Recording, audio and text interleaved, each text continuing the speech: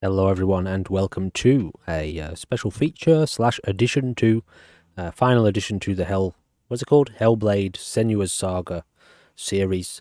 And after a little bit of research, it turns out the developers and producers, which is the same people, Ninja Theory, behind Hellblade, are creating another game.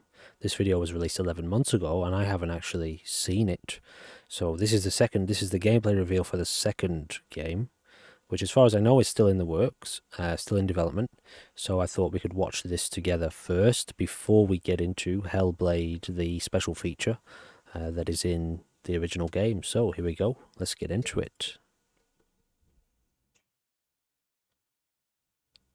And she said, "With our swords, we will forge new stories to strike the gods that haunt us."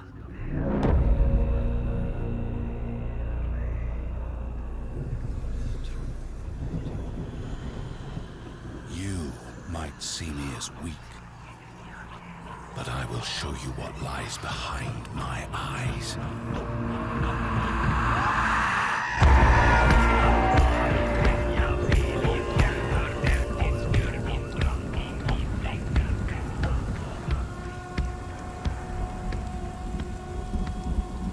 Embrace our suffering, soothe our scars of grief, and break their siege of our minds.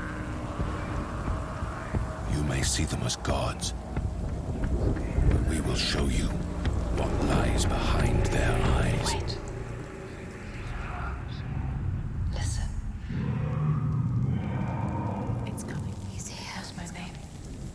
He can smell your fear. Cecily.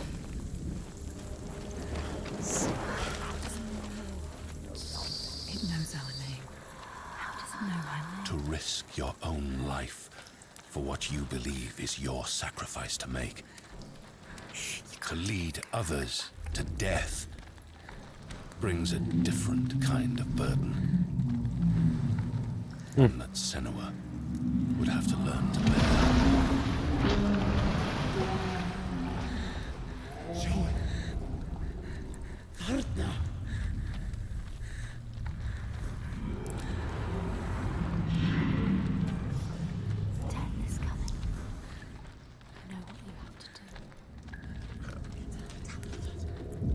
Smell their fear.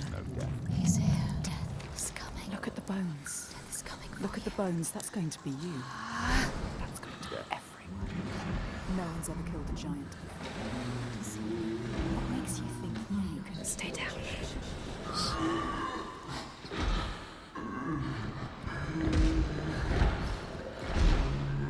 Those whose eyes are clouded by fear are besieged by the ghosts that haunt them. My question is, what the hell was he fighting to end up like this? Senua saw that to win the war we must break this siege. Break it with an unshakable truth. Break it with an impossible feat. Get ready. It's about to start.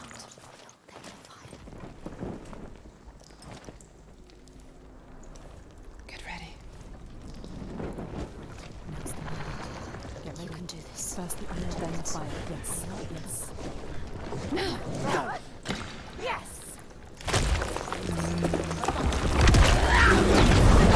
Wow.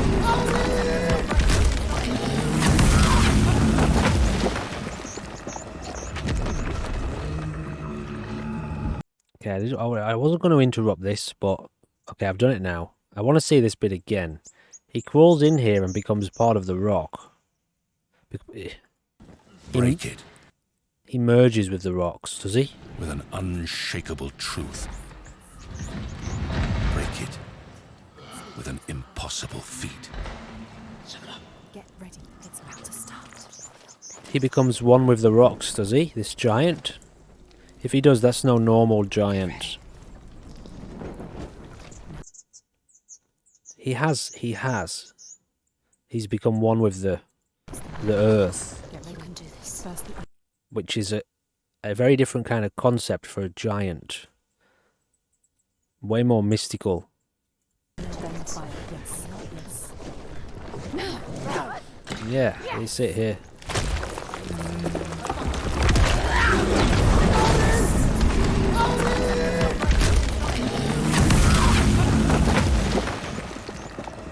That's no ordinary giant.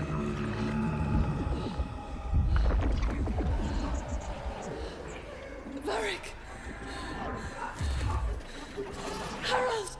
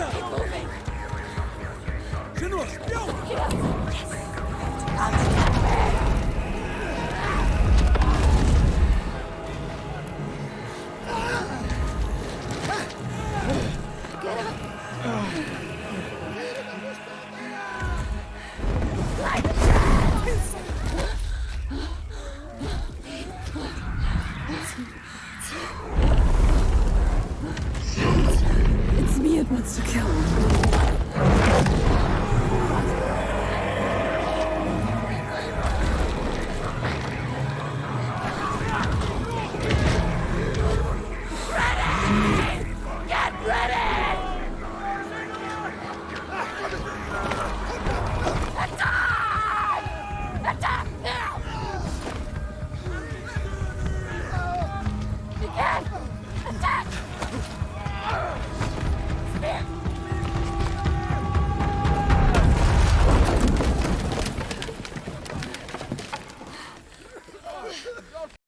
And the question is, if you awaken the giant of reality itself within you with the intention to kill it, what happens when you can't?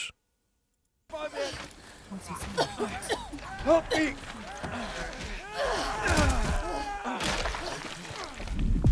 He's seen you. She's No, there's no turning back.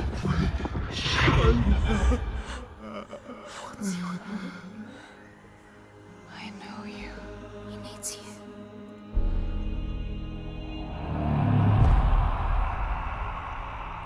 So that's next level mystical.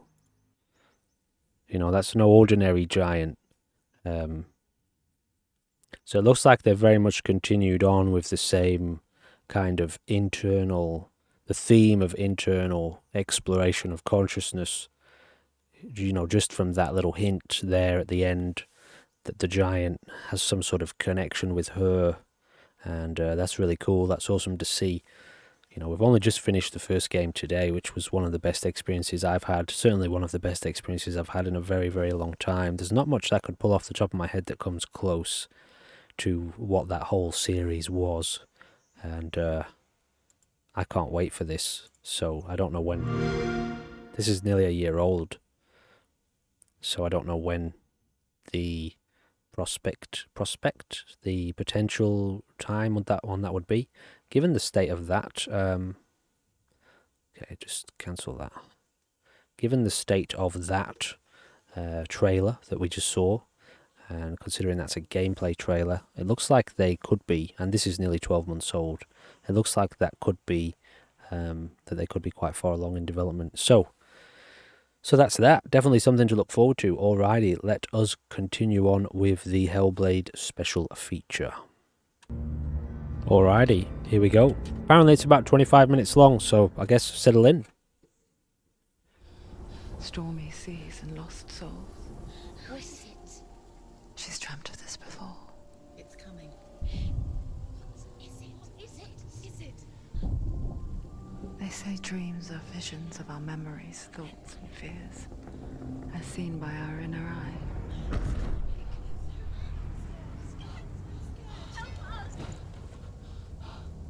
if each one of us is always dreaming, even when awake, and we only see what our inner eye creates for us. So at this point we know that she's here, in this scene, she's afraid to look at herself. Alright? Is this what hell is? A world shaped by Senua's nightmares. Maybe that's why people fear seeing the world through her eyes. Yes, she's scared. Because if you believe that Senua's reality is twisted, you must accept that yours might be too.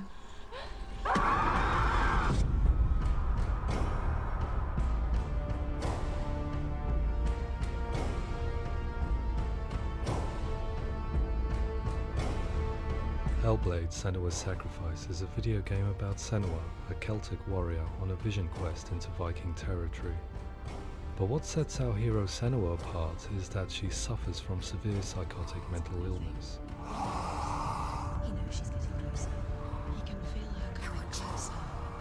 She's getting closer. They're watching. The original idea for Hellblade was to create a classic hero's journey, a journey of suffering, but one where the fantasy world is not another planet or alternate universe, but a world that is constructed in Senua's mind. But to do so would mean putting psychotic mental illness at the center of the experience, a subject that is still considered taboo, and a challenge that was both terrifying and exciting in equal measure. In Hellblade, the starting point was a newly discovered Celtic goddess called Senua in Ashwell, Hertfordshire. When first discovered, her name was thought to be Senua, a name which I liked and kept. I wondered if Senua might have been a Celtic warrior like Boudica who stood up to the Romans. While the Romans had conquered all of Europe, there was a group of Celts up in the furthest reaches of the Roman Empire that could not be conquered, the Picts. And so the Romans built a wall, called Hadrian's Wall, that spans across Britain from sea to sea to keep the Pictish barbarians at bay. The Picts were known for their war paint, painted on with woad, and their matted hair clumped with lime. And so Senua would be a barbarian Pict in this image. What's your name? Senua, I haven't seen you before. I don't live home much. Oh, Zeno's daughter. I have to go. Wait. Orkney is off the coast of Scotland and was inhabited by the Picts, steeped in history and mystery, and so I made Orkney Senua's home. My favourite place in the whole world, Scotland. And set the stage for a crisis. In the late 8th century, the first Vikings landed on the Orkney Islands. The population of the Picts crashed thereafter, replaced by the Norsemen of the 9th century. Were they wiped out? We don't know for sure, but it would seem likely given the reputation of the Vikings. The Northmen's brutality is legendary. High-ranking leaders and chieftains of the tribes they conquered were often offered as sacrifice to their gods. We mentioned early on in the series about this,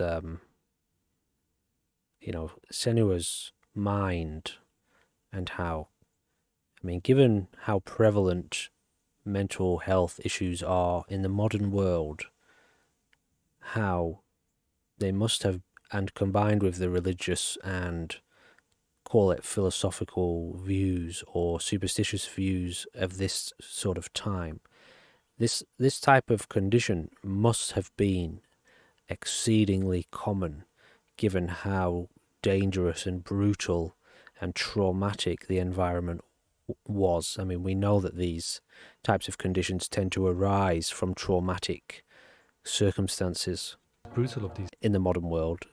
I wish I could rewind a little bit, but sacrifices was known as the Blood Eagle. I imagine Senua as a young female warrior who returns home from exile to find her partner, Dillion, brutally sacrificed to a Norse god by these hellish warriors from a faraway land. I imagine the horror of this moment and how it would have dragged her deep into mental torment.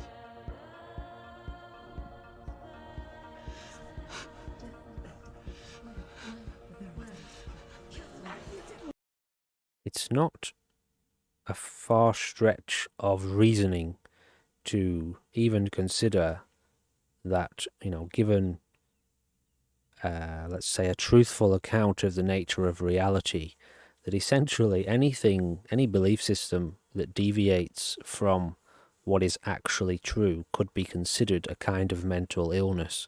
So anyone who has firm views or beliefs or perceptions that align with a worldview that might not actually be true.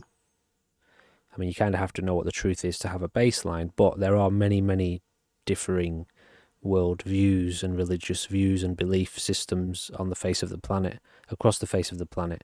So if there is a single truth behind all of them somewhere, it's quite logical to consider all of those mental illnesses too, to a degree. Obviously, not quite the same as having visions and hallucinations and hearing voices and stuff, but just a lesser degree of the same kind of troubled and disturbed mind that believes in a false reality.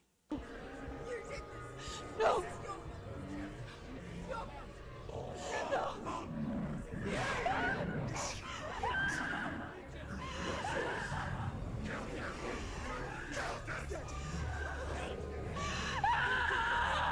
I came to learn that the Celts had a sophisticated and nuanced perspective on the nature of mental disorder. One term they used was gelt.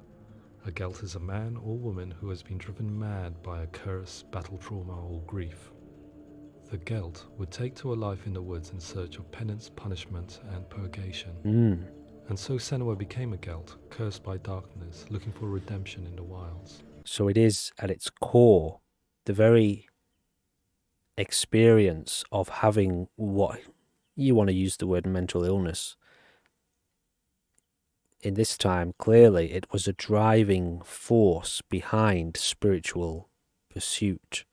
So more specifically, and we see this even in the modern world today, people who have reached a place of disorder, chaos, intense suffering in their life tend to turn towards religion and spirituality as an avenue of exploration. Of course, you have the medical world as well as a potential avenue, but back then, and even for someone like myself, which I mentioned throughout the series, I avoided that medical route and naturally, given the disturbances that I experienced, naturally kind of inclined towards this particular type of pursuit. And I count myself lucky for that. So clearly it's a tradition that goes way back. Another Sorry. word the Celts used in reference to mental disorders was truth, meaning fool, or Liar. one who utters the words of God. They tell of the mad sinner who flees battle into exile and takes on a beastly nature, growing feathers on his body. The character called Truth in Hellblade is based on a little-known person called Findan, an 8th century Irish Celt who was captured and enslaved by the Vikings, but eventually escaped to Orkney where he became a monk. I literally looked up part of the series, throughout the series, I looked up the name Druth because it was reminding me of the word truth, and I discovered this story, but it wasn't relevant to what I was looking up. I was looking it up for at the time, but I literally discovered this on Google. You can look it up as we were playing the game, but I didn't bring it up. I will tell you my stories of hell, if I may walk with you. Upon meeting Senua, it would be his stories that fuel her quest deep into their world of gods. The Northmen say the world will come to an end.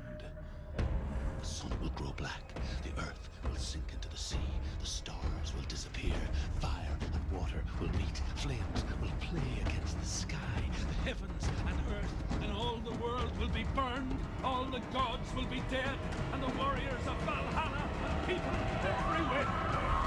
Senua, prepare yourself for Ragnarok, for it is nigh.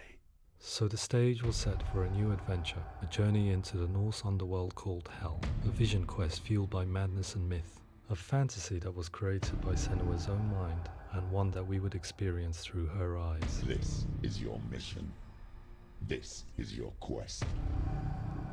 There is nothing else left. To make a game about a warrior with psychotic mental illness as its central theme was fraught with danger.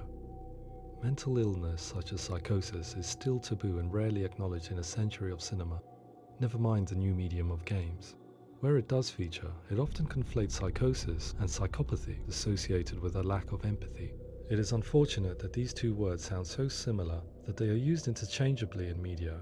I must admit that I didn't have to look very far to discover my own ignorance of the subject. So we reached out to Paul Fletcher, psychiatrist and professor of health neuroscience at University of Cambridge. Psychosis is a descriptive term, and it refers to having a loss of contact with objective reality. So it's Objective reality being a kind of, what's the word you use it? It's a matter of perspective as to what you define as objective reality. So without going too deep into it here, you can look at any mystical tradition on the planet that gives practical guidance to go deep into realization about the nature of reality. And it's very, very easy to very quickly come across just even a form of education, let alone insight yourself, but education that hints at and reveals that reality is a subjective concept, and something that as we dive deeper into reality within ourselves, that its nature kind of deepens, our insight into what reality is deepens and shifts, and we pierce through many illusions and many wrong perceptions as to what it is. So we might have a very common definition of what objective reality is, which is based on the senses. However, once you start getting into the realm of mysticism, you're talking about life that exists beyond the realm of the senses, as in what happens after you die, what happens when you leave the body behind, reincarnation, rebirth, karma, God, the underworld, the afterlife. These are subjects that cannot be experienced with the senses, hence these types of conditions tend to be inquired into by people who've had things like out-of-body experiences and near-death experiences, etc., etc. So it's a fair enough statement, but it's kind of nuanced in and of itself. characterized by two main sets of symptoms. One of them is hallucinations, where somebody experiences perceptions when there is no actual objective thing out there to perceive. You're already dead. Who are you? And the other is delusions, where somebody comes to very often bizarre, unpleasant, frightening beliefs when there's no good evidence in favor of them. There's no doubt about it. So we have to be careful. I mean, you don't have to. You can go with that classic definition, but if you're talking about objective evidence, there's no objective evidence for the contents of a dream or life after death, or many subjective elements to experience. People then tend to divert towards religion in that, in the language of religion, trying to understand these subjective elements of existence. So the difficulty comes in, as I mentioned in the series, when we have a modern objective science that's trying to understand and gain insight into a purely subjective dimension of consciousness, and they can't be linked. Science is limited to the matter, at which point, even if it goes as deep into matter as it can, everything becomes theoretical. So you have to be very careful in using material language and objective observation when trying to define something that is subjective, that cannot be observed with the senses. The source of the darkness is in Helheim, and the goddess Hela holds his soul there. We reached out to Welcome, a biomedical research charity that spends billions on research and awareness programs aimed at improving health. Can I just say, the only way to actually gain proper insight for a person wanting to truly understand, and not just understand, but to see what is at the core of this type of subjective experience, is to go there themselves. But there is no way to bring evidence back. There is no way that you can concretize the experiences that you have, because they are purely subjective and non-physical, there's no way to bring that evidence back with you other than your own, I guess if you're lucky, your ability to explain it, your ability to communicate and paint a picture. This is the best you've got. There's no other way to do it.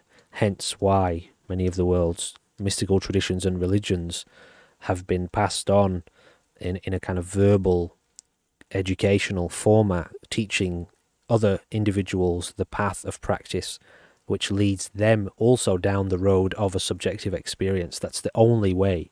So science, essentially, without a whole group of scientists going there together, at which point you'd have maybe, let's say, 30 scientists all come back with a similar, having had similar experiences, maybe then, if they were truly credible in the world of science, maybe then some people would start to pay attention. But again, even then, it's like, well, there's no physical evidence for it. You can't see what they're seeing with any kind of machine or microscope or anything like that. Mental health hasn't always been presented in the media in a way that is particularly helpful.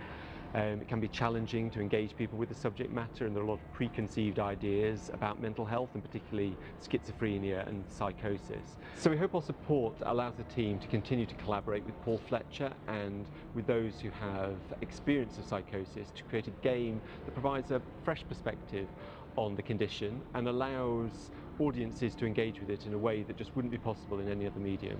And what a vital and amazing opportunity we have, or somebody has, you have, I guess, and I have, to go beyond the game. As I said at the end of the series, in the end of the last episode, what chance could you have without going there yourself, which is tremendously dangerous, like gravely dangerous to try to go there yourself, but, to approach it in the way of a game, to kind of live it and to have that 3D kind of experience of hearing the voices and trying to think through that noise. And I honestly, at this point, without having applied a lot of thought to this, I can't think of a better way for somebody to try to gain compassion and insight into what it's like to have those experiences. Maybe go VR, go full on virtual reality experience for people to try to navigate that. But even that's potentially dangerous, because you can carry certain elements, like you can be hypnotized by these types of experiences as well. So anyway, no wonder it's so taboo. What started out as a brief consultation convinced me that we were only scratching the surface of an immensely deep and interesting subject. No shit. That could enrich and change the very nature of the game. That's cool. Thanks so much for coming here. Pleasure. Thanks. It's really interesting for me. I'd love to be involved. I think it's fascinating. Our understanding of psychosis is still very much a mystery, and ways of treating it are still primitive compared to physical illness. After all, it is easy to see the pain and suffering caused by physical diseases or physical trauma. It is not so easy to see the mental suffering and trauma of severe mental illness. But what if we could find a way to see it? One thing I just want to note, and this is one of the sources of the most stigma. In an example like this you're seeing here, now I don't know this for 100% fact, but you can practically get, and it doesn't really matter what I'm about to say, it doesn't have to be 100% fact, but a lot of what is presented in terms of these examples here you can see on screen, the types of examples that most people see, is that these people are highly medicated. They tend to be. Again, I don't know about this specific person on screen, but a lot of the people that you see as examples of severe cases of psychosis, people inside hospitals and that sort of thing, they are heavily medicated, and they have been put into an environment that already has a very, very limited understanding of what they're going through, and they have essentially, as was just seen here in this admitted by this person who's speaking, is that we don't have, medically speaking, we don't have a great understanding. And I will say we have a very, very limited understanding in most kind of modern medical institutions. And of course I have to be careful what I'm saying here, but the people that you tend to see have been put in an environment that doesn't understand them, that doesn't know what it's doing. Really, it's doing its best, don't get me wrong, but it's an experimentary process. Is that the right word? Experimentational process, where they're trying lots of different things, lots of different types of medications, lots of different types of psychotherapy and shock therapy, and like they're experimenting. So no wonder what you see is mental. Games are capable of drawing you in for hours on end, playing the role of a character who is different from you, Because it is mental. experiencing their perspective, and actively involving you in a world that functions with a different set of rules.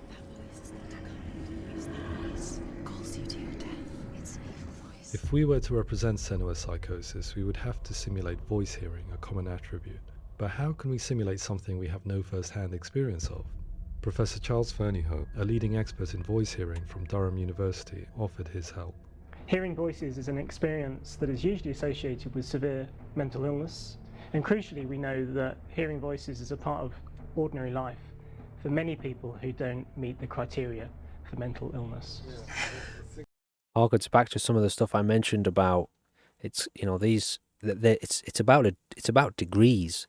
You can take a completely ordinary person who appears totally ordinary and subject them to, this is the process of cultivation in some schools of mysticism and deep meditation, and through the course of being subject or subjecting themselves to specific training regimes and specific exercises, they cultivate what people understand to be psychosis, and they alter the way the brain functions, and they alter the way the mind is operating through the organism, through the body, which generates what people come to understand as psychosis.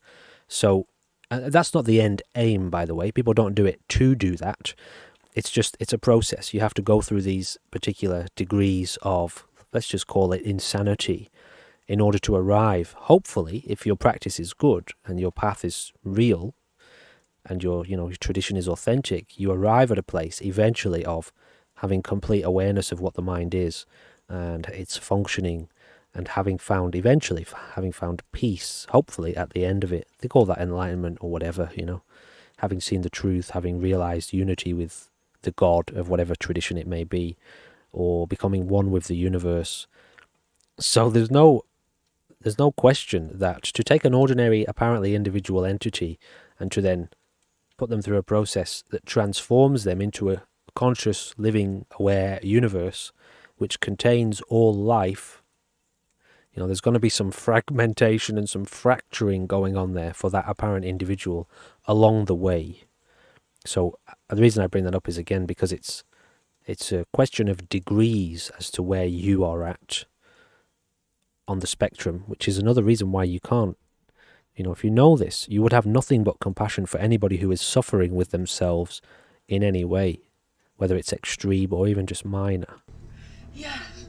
Oh, that's not him in real life.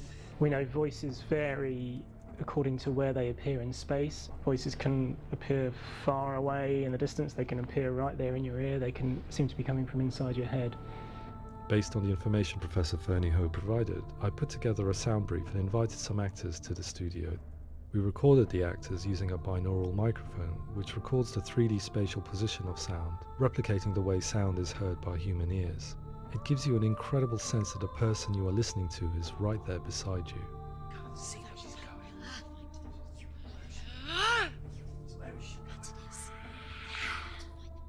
Rachel Waddingham from the Voice Collective came to our studio with 2 young voice hearers to speak to our team.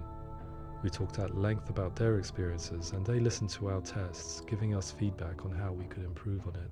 Everyone hates her. She's cursed. It's very hard to represent what this experience is like, partly because it's such a personal, intense, emotional experience. It's testament to how Ninja Theory have been listening to what the researchers are saying, but also, crucially, listening to the experts by experience. What they've come up with is so compelling. It's by far the best representation I've heard of what these experiences are like. There's that word.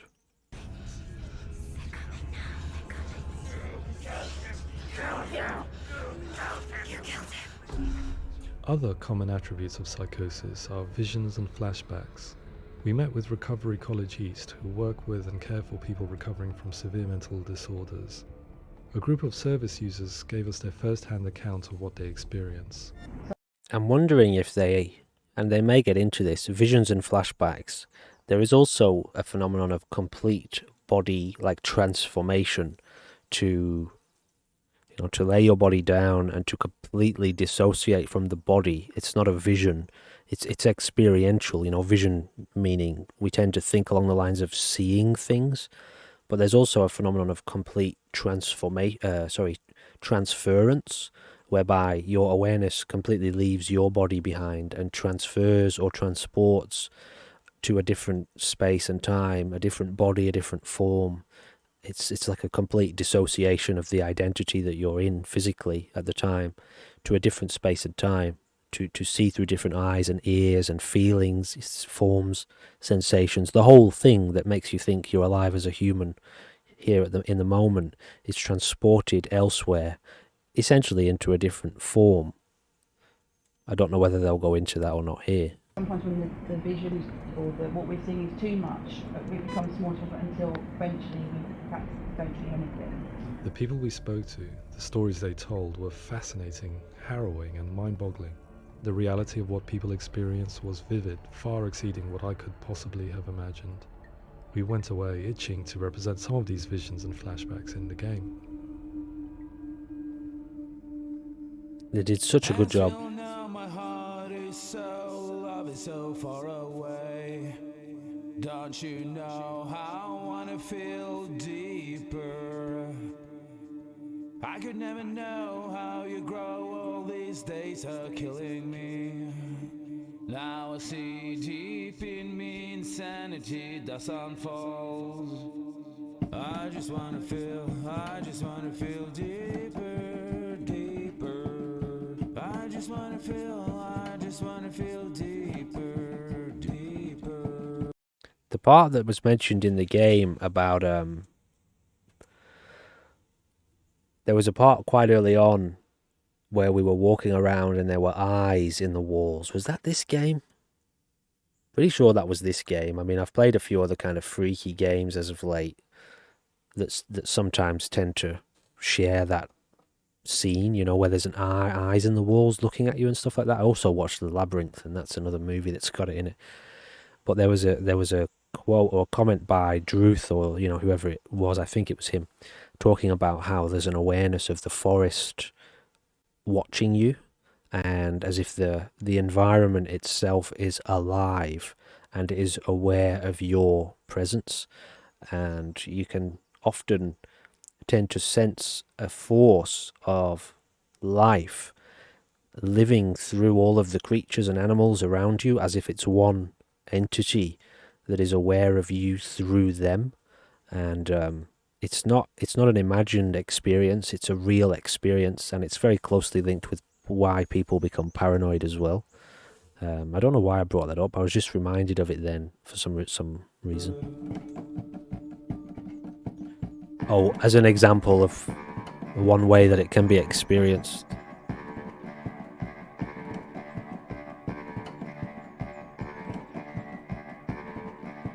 As we all know, my heart is so far away. Don't you know how I wanna feel deeper? I could never know how you grow, all these days are killing me. Feel like this, read like this, I just wanna live, that's all. I just wanna feel deeper, deeper. I just wanna feel deeper, deeper.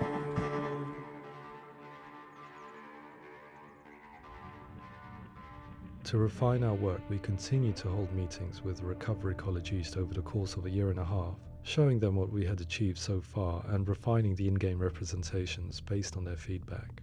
With their help, flashbacks, visions and changes in perception were woven into the story and gameplay of Senua. The students that are involved in this project are incredibly excited about being involved. They have described the experience as being important because it values their lived experience and shows that despite what we have been through, all of that experience becomes valid, that actually it's something that we should all be talking about. I just want to make an additional comment on like what I just said there about this, you know, this sense of the environment kind of being aware and alive. Although in the medical sense that can be seen as paranoia or paranoid schizophrenia, where you feel like everything is aware of you. In the mystical sense, it is a sign of a deeper awareness of life, as in, you know, life is alive around you. You are not just this individual body, and you have a deep connection to all of life around you. So in the mystical schools, when you start to have those types of experiences, it's a sign of an expanding of your awareness, meaning that you're suddenly becoming aware of this intelligence that exists outside of your body in all directions. The body of reality, life itself, living, breathing, aware, and of course it is aware of you, because it is you. You are it. You are, your consciousness is expanding beyond your individual self to unite with the whole of life, the bigger picture of life. And this is why, and I'll get back to the video in a second, but this is why I said, hang on, let me just remember this. Fuck, it's gone. This is why I said it's so vital to have this kind of model of your experience as to what you're going through, because with the wrong view, you can be essentially seen as going mad, and you can lose your mind. You can become terrified and horrified at this experience. Oh, and as I also said, you can go to one particular environment and try to talk to people about this, and you are labelled as whatever, all sorts of various disorders, etc., etc. But if you go to another environment and talk about these exact same experiences that you're having, and this experience aligns up with the model of their path of spiritual development, it's like, okay, well, you're just at this point. It's very normal to start to sense these things about life around you. Don't get stuck there. Don't freak out. Continue to practice and cultivate your life and mind in this particular way, and you'll make it through that into even deeper insights and realizations about what is happening. So one can be soul destroying and crushing and horrifying and terrifying and unbelievably limiting in a material sense, and on the other side of it, in a spiritual dimension of insight and practice and a path, that can be actually a great sign that you're in a place leading towards a deeper insight into what is actually the reality of this mind and life and how it really functions. I guess the difference is whether or not you approach it with intense fear and anxiety and then try to hide from it as if it's wrong, and then try to mask it in some way and hide from it, or do you learn to look at it, to be open to it, to work through it, to navigate that situation carefully, hopefully as part of a model which gives you these points of guidance to continue on and see what you're experiencing with a different perspective, one that is not so limited and ignorant of the bigger picture of life. So I just kind of wanted to add that on to this example of becoming aware. Anyone who's, okay, I shouldn't really go into that, but there are, shamanistic traditions on the planet where these particular experiences are cultivated. You take a substance, it opens your mind up to this particular type of experience, and it completely, for the positive and negative, can completely transform people's lives. The point being, if somebody says to you, I felt like the forest was watching me, you can judge that statement.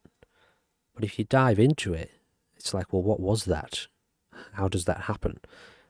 Was the forest watching you? How do you know if it was or it wasn't? These are questions that need to be kind of delved into, instead of just, well, that sounds weird, and then put up the blinkers up and just come to your own conclusions about what they were experiencing. Anyways, that was a bit of a ramble, but, I don't know. This is what we're doing clearly in this video. The experiences described range from beautiful to frightening beyond comprehension. I heard of a girl who has to live with an angry voice screaming at her, slamming on her doors and walls 24 hours a day. I met someone who would often see hanging corpses in a room, so real that she would sometimes try to rescue them. The panic and fear that comes with such visions is entirely understandable, and it can be a living horror for some. Worthless, weak, pathetic. Go on, feel sorry for yourself, because there is no one left to do that for you. I was urged by one fellow that we should not shy away from showing this horror, and so I was perpetually torn in making Hellblade. Had we gone too far with our representations, or not far enough? Broken and lost, just like your sword. Come on.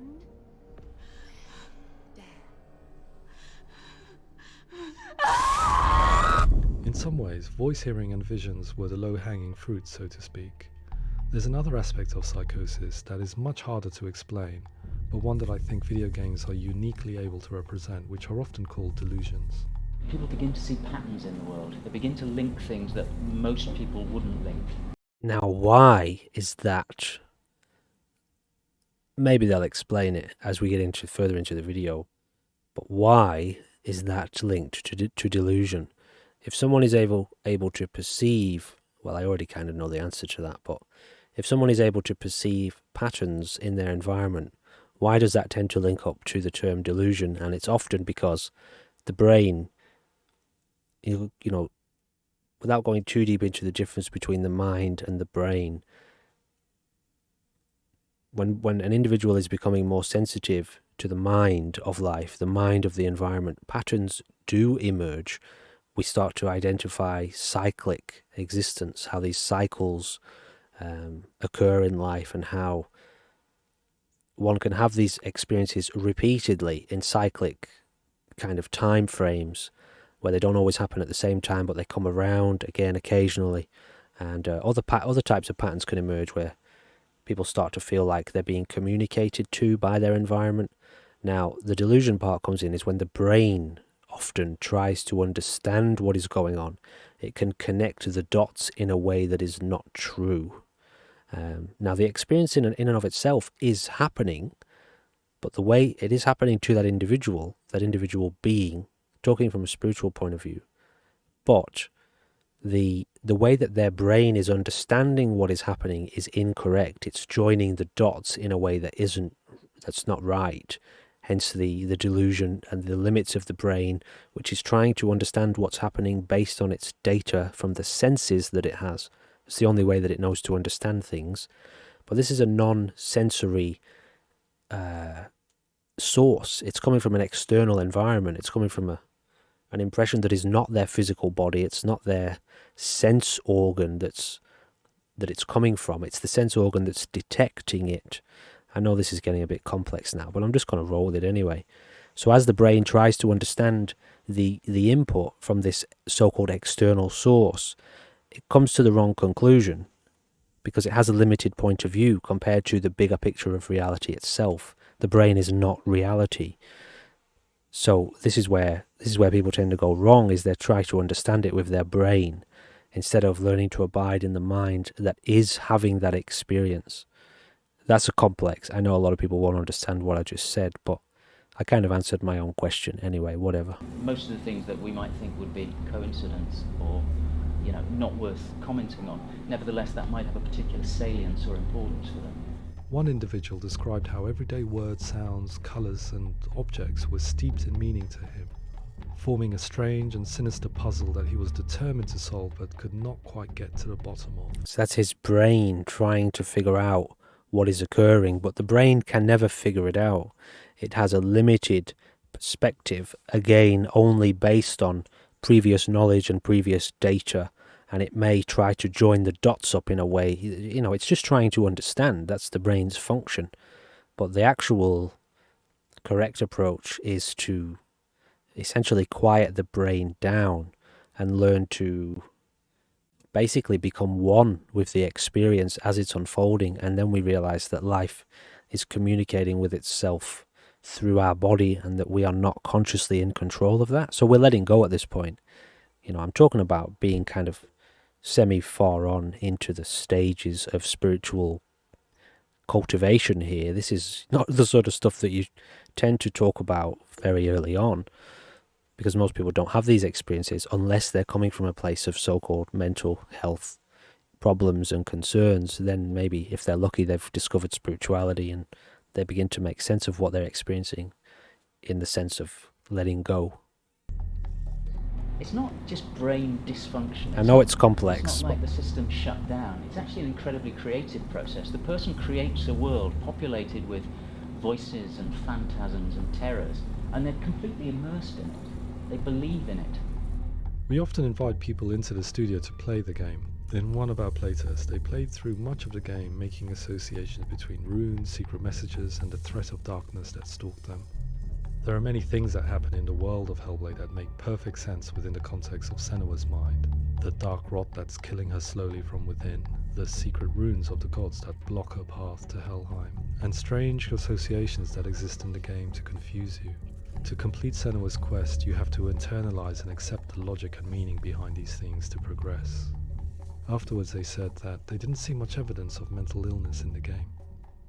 People with delusions of all sorts would argue the same thing, that they are not aware of their experience being abnormal in any way. That's an interesting point. I wish I could rewind this, And that's, again, that adds flavor to the difficulty in trying to communicate this type of thing to someone. Because, as I've told you throughout this season, these experiences of mine came to me from childhood. And so, of course, they're absolutely normal to me. They are my normal experience. For me to see other people and to encounter them who haven't had these types of experiences, that to me, to my perception, is abnormal.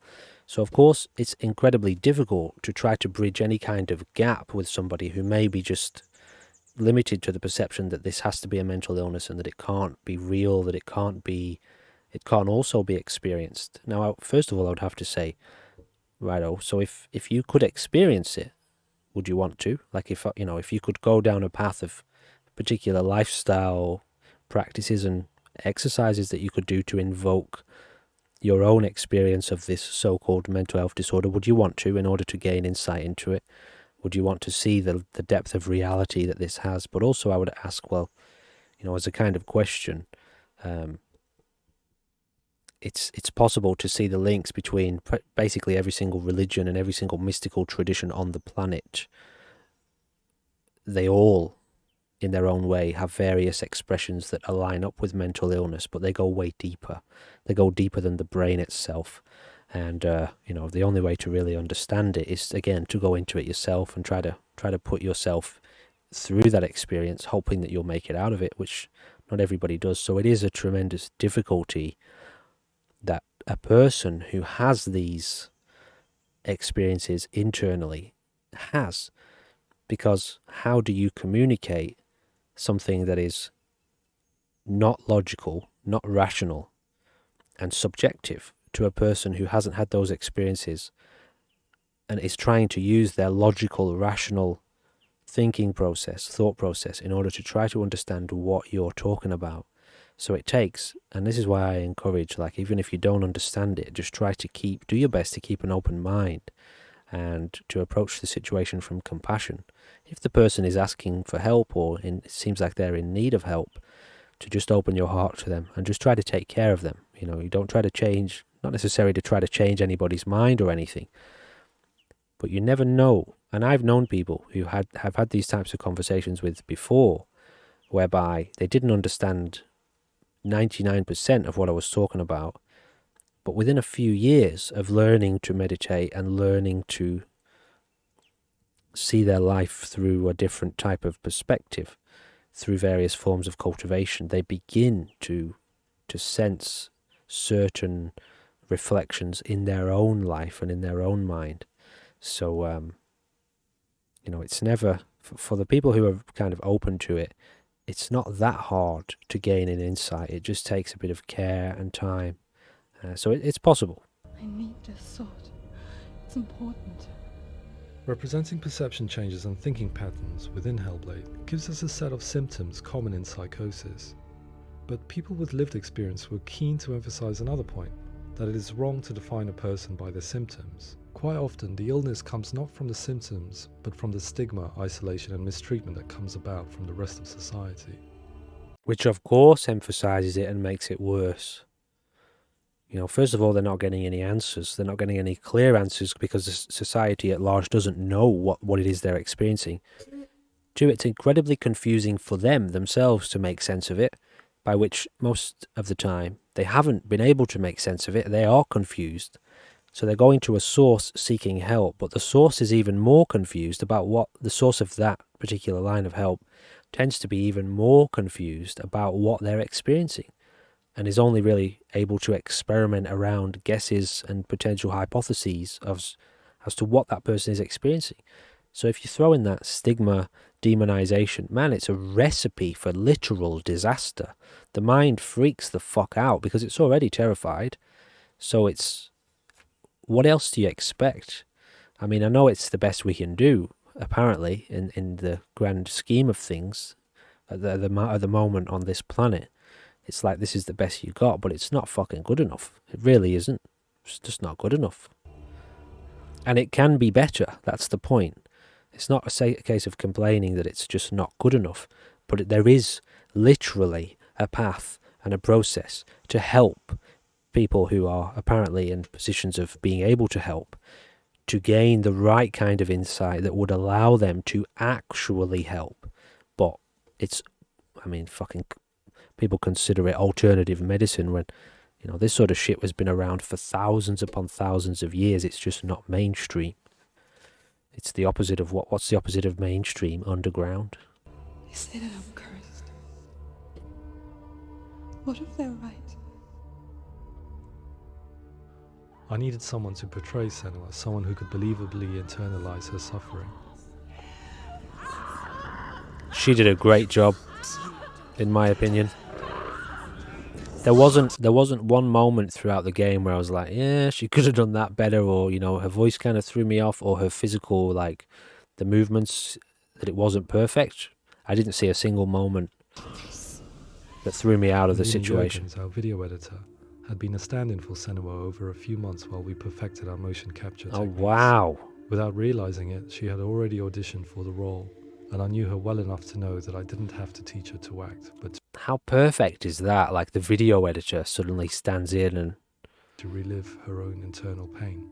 As often is the case, those who have suffered mental anguish are never far from us.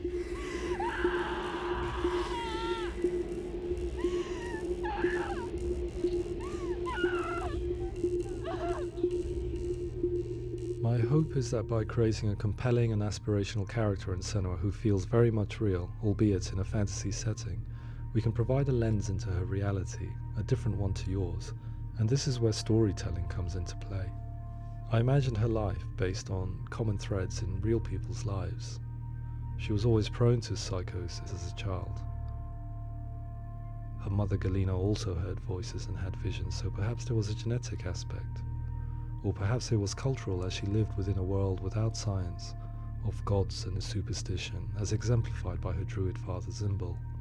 Psychosis developed in her late teens to early 20s and was exacerbated by stigma and isolation at the hands of the clansmen and her father. It's an interesting point that, as I made, similar to the point I made earlier about, you know, imagine that type of environment back then, and the superstition, the belief, the culture. You would have been considered mentally disturbed to not subscribe to that particular way of thinking. Now, obviously, someone like Senua has probably gone a little very far into it, in terms of, you know, she's seeing it and living it from her own perspective. But if you suddenly turn around and said you didn't believe in all of these kind of superstitions, it probably would have been you who was stigmatized and demonized. It's spreading. Which is a fascinating reflection when we consider, you know, we think that science is the be, not all of us, but some of us think that science is the be-all and end-all in terms of finding out what's real and what isn't. But, you know, it's the most kind of popular, one of the more popular common approaches to apparently dissecting reality to tell us what is and isn't happening, and dissecting the human to tell us what is and isn't happening. But who says it's the be-all and end-all? Who says there isn't a realm of experience that science can't touch, that it can never touch with its physicality? Imagine, just briefly, if there was a dimension of consciousness that was non-physical, and if reincarnation and life after death is true, then, well, that's it, isn't it? If there is a life that literally exists beyond death, then there of course is a fundamental element of your existence that is non-physical, because when the body dies and breaks down, something within you continues on that's obviously non-physical. So science being a very physical, literally physical, there's no way it could ever detect that non-physical element. It uses physical instruments. So half the picture is missing. If that's the case, and I can, I'll leave it up to you maybe to decide what you think about it. I'm just stating a question. If that's the case, half the picture of reality is missing from science. Literally half. Over the edge, making her remodel her reality around a concept that connects everything. The darkness.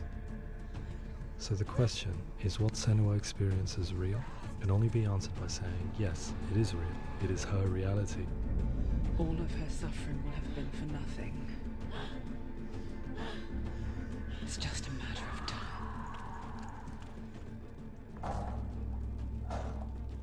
Towards the end of the project, service users and professionals that had collaborated with us were invited to see the near-final game. It was a chance to see if the game had reflected their views or if it had misrepresented them. For me, being involved in especially developing Senua's character has been really important, and being able to bring in my perspective and what I see and what I hear, and having that built into the game has been a real privilege. It's gritty and it's meaty, and there are some tough subjects in there that are being tackled with honesty. So clearly the audio is a little bit delayed, maybe from my pauses. I don't know about that. I was blown away by it today, absolutely blown away. It was just fantastic to get the opportunity to use our lived experience in a very creative way. There's nothing tokenistic about the work we've put in. It feels like we've been listened to, things have been taken on board, and I think there was a lot of realism in the game itself, and it feels very authentic. I definitely have to say the same in terms of like a bit of praise for the team. Like there's in no way, from my personal perspective, did I get any kind of sense of like making profit out of something. Like you can take a situation, some developers, and I can't really think of any examples, but if they're looking to make money, I mean, I can think of a few examples in the AAA industry, but it's like they take something that's interesting and fascinating and kind of works, and there's a bit of kind of drama around it, and then they turn it into something to kind of make money. There was absolutely no sense of that from my point of view with regards to this. And I mean, of course it's reflected on their level of insight and guidance as to what the contents of the game was. There's definitely room to expand on it and to further immersify the experience, but that's not exactly a criticism against what the team have done. They've done an amazing job. But yeah, I got absolutely no sense of like a corruption in there that's just trying to profit from this situation that people experience. And clearly, given what we've seen in this documentary, they went above and beyond with regards to trying to make it as authentic as possible, and also to take care of the people who were contributing and the actual condition itself. They really wanted to express it in an authentic way for a genuine reason. It seems like these people are really actually interested in the condition or interested in the people who have these types of experiences. Essentially what I'm getting at is it felt like they were trying to do a service as opposed to take from these people. They were trying to do a service to them and to the condition to spread awareness, as opposed to profit from the fact that this exists, which is beautiful, really. That's the way it has to be done. It's the only way that it can be done to achieve that aim. Hellblade will give people a good experience of what it's like to hear voices and have those experiences. I'm glad that the guys at Ninja Theory have asked us to come along and help them build an experience that's positive when it comes out, and get myself a copy and have a go.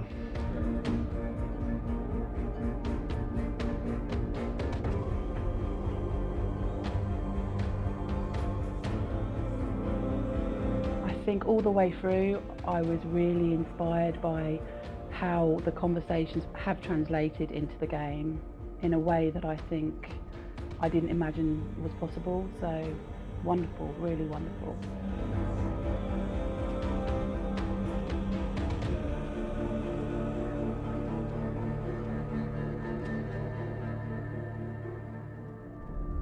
I really hope that others will follow the lead they've set and use the power of something like a video game to change people's perceptions, to increase understanding, and ultimately to make some of the stigma around voice hearing and other experiences go away. Off the top of my head, like one of the first sort of prime evolutions you could do is just turn this into a VR experience. And I mean, that in and of itself, even the exact same game in VR with no additional data, no additional changes, no additional tweaks, that would be the next level of, you know, would you like to know what it's like to have to experience this condition? And of course, that's going to generate greater insight in you.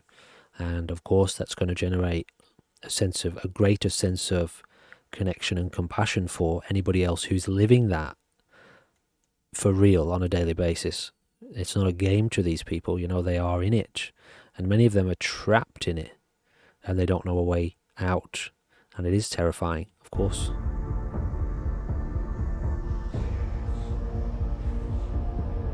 Maybe there already are. It's really exciting to see something that I explore scientifically being represented so beautifully in a character who's trying to penetrate the mysteries of the environment in which they've been placed with all of this strange uncertainty and noise. And he was on a VR headset then, wasn't he?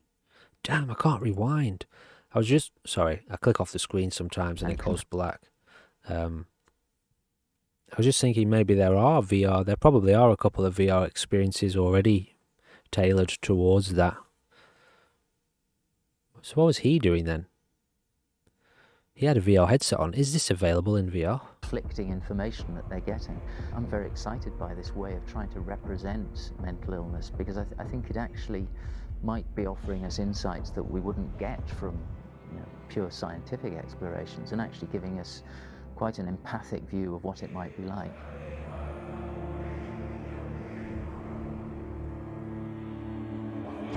Mental illness has been with us for as long as we have been on this planet, but why? Why hasn't evolution stamped out this weakness from within our gene pool? A vital question for anyone who wants to try to potentially deny that this is a spiritual, call it condition or ailment or situation, that it's the reality that that mental illness exists, points at, for anyone really with even a slice of wisdom, points at the inevitable truth that whatever is the source, whatever is the cause of this condition, is part of the human, not the individual, but part of whatever a human being is and whatever a human being always has been. So somewhere deep within the core of our own experience, there is something that is connected to or inspiring the existence of mental illness.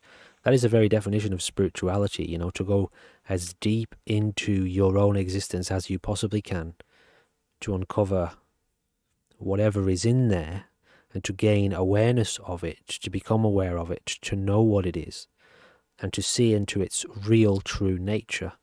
So somewhere within that process, or within that journey, within that path, one encounters the source of so-called mental illness itself.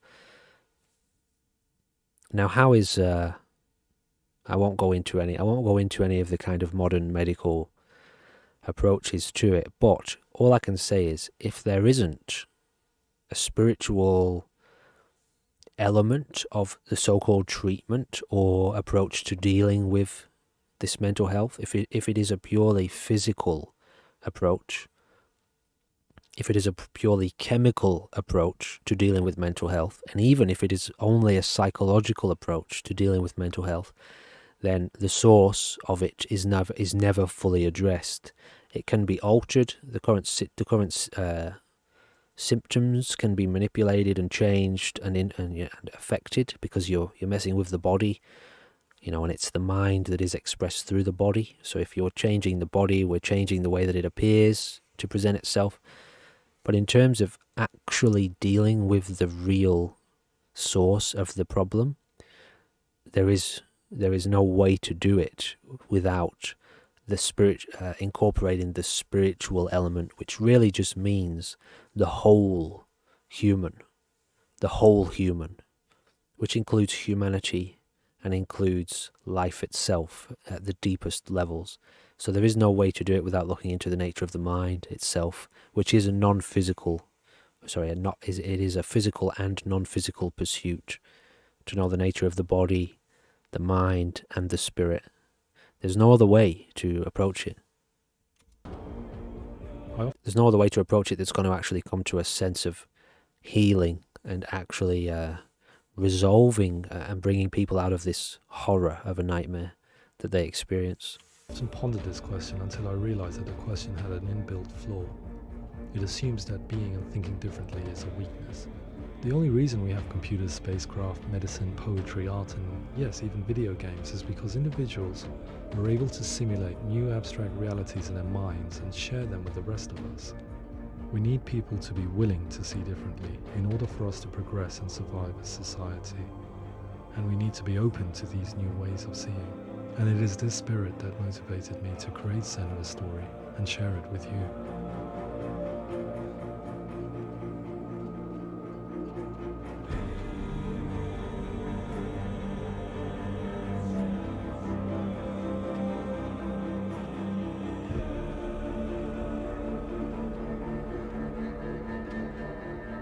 If you would like to find out more about psychosis and mental health difficulties, visit hellbladehelp.info. So, another amazing journey, another amazing, a great and amazing insight into the minds behind Hellblade, Senua's Sacrifice, and all I can say is thank you to Ninja Theory for doing that, for spending that much time and effort and energy and sincerity. I mean, that you could hear it in his voice, you know. There was no like flashy presentation, there was no script. Okay, maybe there was a script, but there was no like artificial emotional script, you know, like you watch these presentations by people, they got a plastic smile on their face and they're trying to sell you a product, you know, they want you to be invested. It's like none of that was here. Anyway, that's all I'm trying to say. And thank you, you know, and I honestly, I would love to in any way I can support the development of the second game. I'll absolutely put it on the channel. I hope and I detect that they will have maintained their sincerity throughout it, and I hope that the second game is absolutely in league and aligned with what the first game is, and I hope there hasn't been any kind of corruption along the way, because you know how sometimes this happens in the gaming industry, doesn't it, where something works and then the fucking octopus comes along with its tentacles and starts to take shit again. You know what I'm trying to say. Anyway, this has been Hellblade, Senua's Sacrifice, and I can't wait for Hellblade, Senua's Saga, I do believe it's called. And thank you for joining me, and I hope to see you in the next game, whatever that may be. Goodbye for now.